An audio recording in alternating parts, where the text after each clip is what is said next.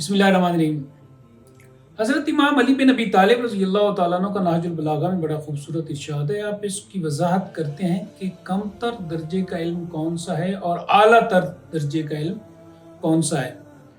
तो फरमाया कि जो कम तर दर्जे का इल्म है मा वाक़फ़ अलल लिसान, जो सिर्फ ज़बान पे ज़ाहिर होता है, यानी कौल से ज़ाहिर होता है। लोग बातें बहुत करते हैं और अमल नहीं करते।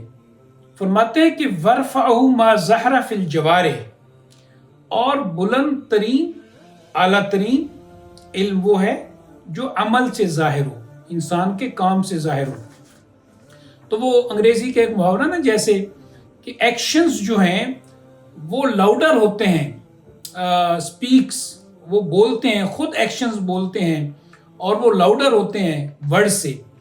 तो जो अल्फाज हैं आजकल हमारे यहाँ काल बहुत है, कीलो काल बहुत है, लोग गुफ्तगू बहुत करते हैं और सोशल मीडिया पे वैसे गुफ्तगू तो बहुत हो रही है, लेकिन जब अमल की बारी आती है तो बहुत सारे लोग उसमें बूदे ज़ाहिर होते हैं।